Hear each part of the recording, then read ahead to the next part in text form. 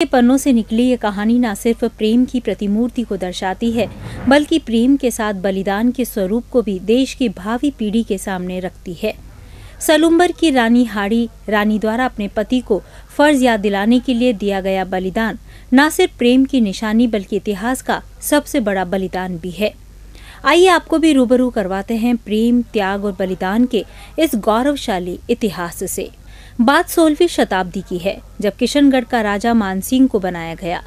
ऐसे में औरंगजेब ने किशनगढ़ के राजा मानसिंह को संदेश भेज राजकुमारी चारुमती से विवाह की इच्छा जता दी। औरंगजेब चारुमती से विवाह करने पहुंचता, उसके पहले ही चारुमती ने उदयपुर के राजा राज सिंह को एक पत्र लिखा। संदेशवाहक जब महाराजा राज सिंह के पास पत्र लेकर पहुंचा तो राज सिंह का दरबार सजा हुआ था। दरबार के बीच ही जब महाराजा राज सिंह ने पत्र को पढ़ा तो वे सकते में आ गए। दरअसल राजकुमारी चारुमती ने पत्र में अपनी रक्षा की मांग की और कहा कि वे तन और मन से उन्हें अपना पति मान चुकी है।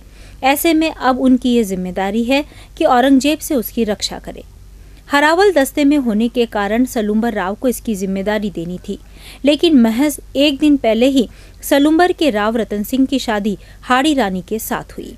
हाड़ी रानी के हाथों की मेहंदी भी नहीं सूखी थी कि उदयपुर के राजा राज सिंह का संदेश राव रतन सिंह के पास पहुंचा। महाराजा के संदेश के तहत राव रतन सिंह को किशनगढ़ से पहले ही औरंगजेब की सेना को रोकना था और चारुमती की अस्मिता की रक्षा करनी थी। शादी हुए महज एक दिन हुआ। ऐसे में पत्नी प्रेम में राव रतन सिंह के कदम डगमगाने लगे। हालांकि हाड़ी रानी ने राव रतन सिंह में उत्साह का सृजन किया और उन्हें युद्ध में जाने के लिए तैयार किया। हालांकि दोनों में प्रेम इतना अटूट हो चुका था कि वे एक दूसरे से अलग नहीं हो पा रहे थे और शायद उन्हें ये आभास भी था कि वे एक दूसरे से कभी नहीं मिल पाएंगे। राव रतन सिंह भी सलुम्बर महल के चौक में खड़े होकर अपनी सेना को युद्ध के लिए तैयार कर रहे थे। उस दौरान हाड़ी रानी अपने पति को देखने के लिए गोखड़े में आ खड़ी हुई।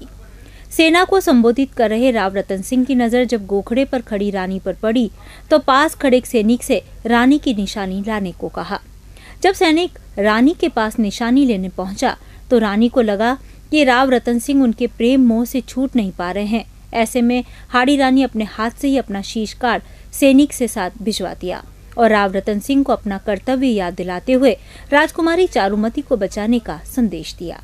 इतिहास के पन्नों के ये प्रसंग प्रेम और बलिदान की निशानी के रूप में लिखा गया। इतिहास भी मानते हैं कि प्रेम का ऐसा स्वरूप अब देखने को नहीं मिलता और प्रेम के नाम पर काम, वासना और स्वार्थ सिद्धि की और युवाओं का ध्यान बढ़ा है।